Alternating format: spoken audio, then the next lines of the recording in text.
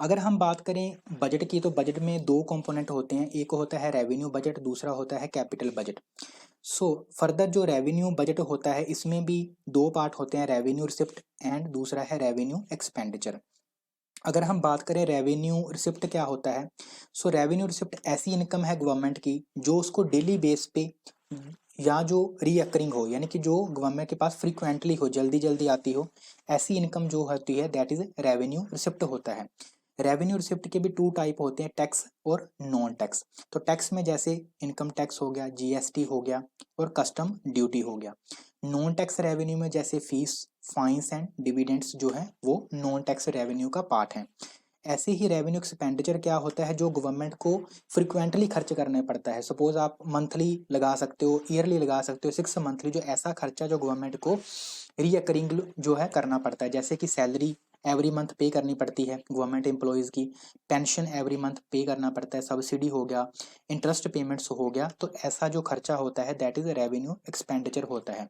अब revenue expenditure से कोई भी एसेट जो है गवर्नमेंट की जो गवर्नमेंट की तरफ से क्रिएट नहीं किया जा रहा होता, इससे कोई भी एसेट क्रिएट नहीं होता। दूसरा जो हमारे बजट का कंपोनेंट होता है that is capital budget. Capital budget के भी दो पार्ट हैं, कैपिटल रिसिप्ट और कैपिटल एक्सपेंडिचर। अगर हम बात करें कैपिटल रिसिप्ट क्या होता है, तो ये गवर्नमेंट की ऐसी इनकम है जो रियकरिंग नहीं है, यानी कि जो गवर्नमेंट की तरफ से वन टाइम किया जाता है, जैसे कि गवर्नमेंट की तरफ से लोन लिया गया है किसी इंटरनेशनल ऑर्गेनाइजेशन से, किसी अदर जो है फॉरेन ऑर्गेनाइजेशन से, तो वो इसमें आ जाएगा। जैसे डिसइन्वेस्टमेंट होगी, यानी कि गवर्नमेंट ने अपनी किसी सरकारी कंपनी को बेच दिया, दैट इज अ डिसइन्वेस्टमेंट, और गवर्नमेंट ने मार्केट से पैसे को बोरो किया है, तो ये हो गए हमारे कैपिटल रिसिप्ट। ऐसे ही कैपिटल एक्सपेंडिचर होता है। कैपिटल एक्सपेंडिचर क्या होता है कि जो मेजर, जो बड़े बड़े प्रोजेक्ट होते हैं जो उन पे खर्चा होता है that is capital expenditure, like road होगी, रेलवेज होगी, ब्रिज हो, इंफ्रास्ट्रक्चर हो गए, एयरपोर्ट्स हो गए, तो ऐसा खर्चा जो गवर्नमेंट की तरफ से मेजर प्रोजेक्ट्स पे ऊपर किया जाता है, यानी कि जिससे एसिड क्रिएट किए जाते हैं हमारी कंट्री के, दैट इज कैपिटल एक्सपेंडिचर होता है। तो ये दो बजट के पार्ट होते हैं।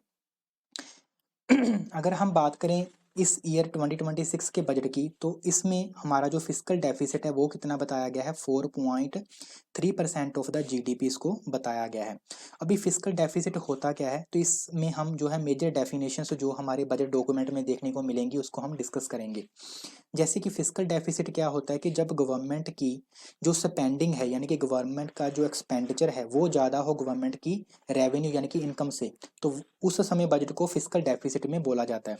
और 2026 का जो टारगेट है वो कितना रखा गया है, 4.3% ऑफ दी जीडीपी को रखा गया है, जो गवर्नमेंट का एस्टिमेट है। अगर हम बात करें रेवेन्यू डेफिसिट की, तो रेवेन्यू डेफिसिट क्या होता है, जब रेवेन्यू एक्सपेंडिचर ज़्यादा हो और रेवेन्यू रिसिप्ट जो है हमारी कम हो। तो जैसे हमने देखा था ना, रेवेन्यू रिसिप्ट होता है और रेवेन्यू एक्सपेंडिचर होता है। तो जब रेवेन्यू एक्सपेंडिचर यानी कि जो गवर्नमेंट का रियकरिंग खर्चा है वो ज़्यादा हो जाए, और गवर्नमेंट की जो रियकरिंग कमाई है जो उसको फ्रिक्वेंटली आ रही थी वो कम हो, तो तब बजट जो है रेवेन्यू डेफिसिट हो जाता है। ऐसे ही प्राइमरी डेफिसिट होता है, जो फिजिकल डेफिसिट है, जो हमारा फिजिकल डेफिसिट है, अगर हम इसमें से इंटरेस्ट पेमेंट, यानी कि जो गवर्नमेंट ने लोन लिया और उसकी इंटरेस्ट पेमेंट उसको करनी पड़ रही है, तो अगर हम उसको माइनस कर देते हैं तो वो हमारा प्राइमरी डेफिसिट होता है। फिर कैपिटल एक्सपेंडिचर क्या होता है, जो गवर्नमेंट की तरफ से स्पेंडिंग की जाती है एसेट क्रिएशन में, लाइक एयरपोर्ट, हाईवे, मेजर जो इंफ्रास्ट्रक्चर प्रोजेक्ट्स हैं उन पे जो गवर्नमेंट की तरफ से एक्सपेंडिचर किया जाता है दैट इज कैपिटल एक्सपेंडिचर होता है।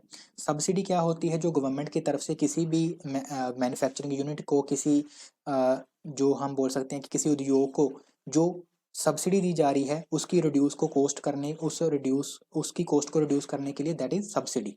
जैसे कि हम, आपको पता होगा एलपीजी सिलेंडर के ऊपर सब्सिडी वगैरह मिलती है, तो वो उसकी कॉस्ट को रिड्यूस करने के लिए दी जाती है। ऐसे ही डिसइन्वेस्टमेंट क्या होता है कि जब गवर्नमेंट की तरफ से अपनी स्टेक यानी कि अपनी हिस्सेदारी जो है किसी भी सरकारी कंपनी में जब बेच दी जाती है, यानी कि उसको प्राइवेट किया जा रहा है,